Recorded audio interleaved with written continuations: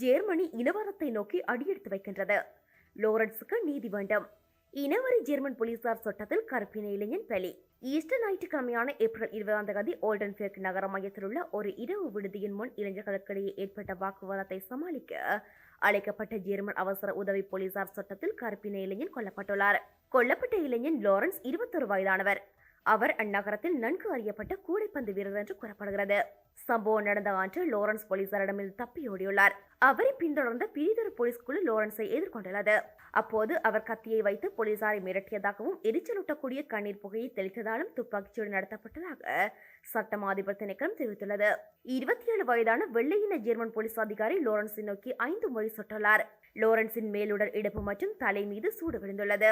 இந்த துப்பாக்கிச்சூடு லாரன்ஸின் பின்பகுதியில் இருந்தே மேற்கொள்ளப்பட்டுள்ளது. படுகாயமடைந்த லாரன்ஸ் சிறிது நேரத்திலேயே மருத்துவமனையில் இறந்துவிட்டார். லாரன்ஸிடமிருந்த கத்தி பறிமுதல் செய்யப்பட்டதாக ஜெர்மன் சட்டம் அதிபர் திணைக்களம் கூறுகிறது. அதே நேரம் லாரன்ஸ் கத்தியை வைத்து போலீசாரை மிரட்டியதற்கான ஆதாரங்கள் இல்லை என்றும் கூறப்படுகிறது. போலீசாரின் உயிருக்கு அச்சுறுத்தல் இல்லாத போது துப்பாக்கிச்சூடு நடத்த அனுமதி இல்லை. அப்படி இருக்க பின்னால் இருந்து துப்பாக்கிச்சூடு நடத்தப்பட்டவை சட்டவிரோதமானது. இது இனவரி தாக்குதல் என ஜெர்மனி வாழ் புலம்பெயர் மக்கள் கொந்தளித்து போயுள்ளனர். லாரன்ஸ் சுட்டுக் கொல்லப்பட்ட நடவடிக்கைகளில் ஈடுபட்ட போலீசார் சீருடைகளில் கேமராக்கள் அணிந்துள்ளார்கள். ஆனால் போலீசாரின் நடவடிக்கையில் ஈடுபட்ட சமயம் கேமராக்கள் நிறுத்தி வைக்கப்பட்டிருந்தது. பொதுவாகவே போலீசார் துப்பாக்கியை பயன்படுத்த எத்தனிக்கும் போது சீருடையில் பொருத்தப்பட்டிருக்கின்ற தானியங்கி கேமராக்கள் பதிவு செய்ய தொடங்கிவிடும். ஆனால் லாரன்ஸ் சுட்டுக் கொல்லப்பட்ட சமயம் கேமராக்கள் வேலை செய்யவில்லை.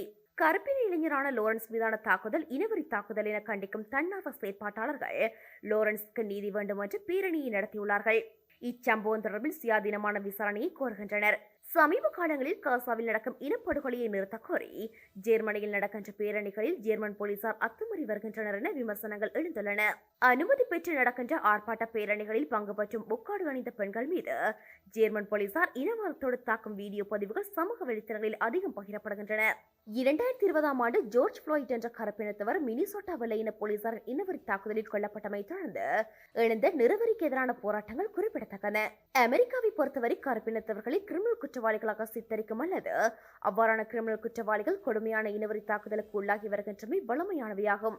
இந்த நிலைமைக்கு எதிர்ப்பு தெரிவித்து 2013 ஆண்டு தொடங்கப்பட்ட பிளாக் லைவ்ஸ் மேட்டர் இயக்கம் தொடர்ந்தும் போராடி வருகின்றது.